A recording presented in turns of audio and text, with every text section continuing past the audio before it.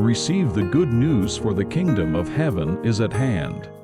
The principle of the creation of Adam and Eve. Looking into Genesis chapter 2, verse 7, as it reads, "And the Lord God formed man of the dust of the ground, and breathed into his nostrils the breath of life, and man became a living soul." It is written in the parable that God created Adam. The meaning of forming man of the dust of the ground is that it is when making the origin of the flesh and breathing into his nostrils is as written as Zechariah chapter 12, verse 1. God created the spirit of man, and becoming a living soul is the man Adam became a living spirit by the power given by God to man to have a good heart. That is, he became Holy One that he can live for good. In other words, it means since he could live the will of God, so he could directly communicate with God.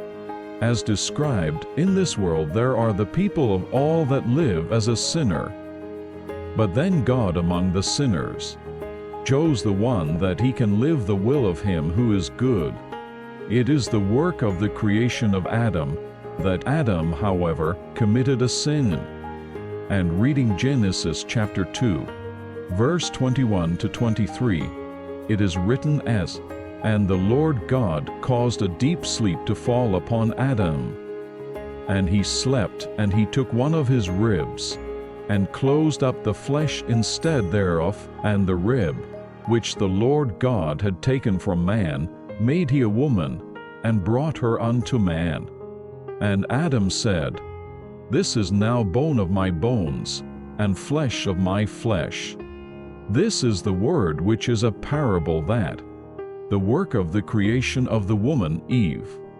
Herein, one has to understand in the first place of what the rib is meant for. Reading Ezekiel chapter 37, verse 5, God said to the bones, and Ezekiel chapter 37, verse 11, it reads, "These bones are the whole house of Israel," in the account of this word. It is not saying a real bone of a man, but man was compared to the bone. Therefore, the meaning that God made a woman with the rib that God had taken from Adam is that he had chosen the one among the descendants of Adam and made a woman, that is, the servant of the Lord.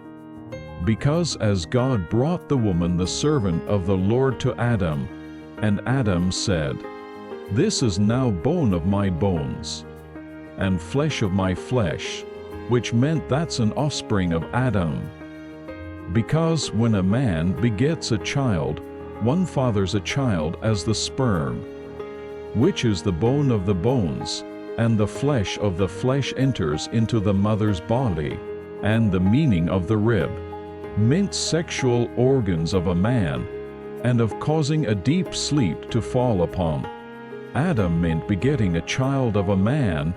It's done when sleeping. Hereby, about Adam, who was meant his anonymous name, the father of the head, anonymous name of the tabernacle church, and the woman meant anonymous name, youth servant, the head of the tabernacle church, and the man called a serpent who beguiled the woman, anonymous name, the servant of the Lord is Mer. Anonymous name, the uncle on the mother's side of anonymous name. So as the serpent, anonymous name, seduced the woman, anonymous name, the servant of the Lord, and made her commit a sin, and the woman sinned, and as the woman, anonymous name, seduced Adam, anonymous name, and made him commit a sin, and Adam sinned, they were driven out to the east of the Garden of Eden, and became the cherubim and watchmen to keep the way of the tree of life. Refer to Genesis chapter 3, verse 24. When reading through Proverbs chapter 7, verse 7 to the end, it clearly depicts a scene that a young man was seduced by the adulteress, the serpent.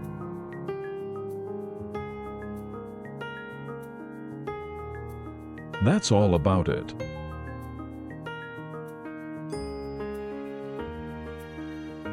Subscribe and like. Thank you for your listening so far.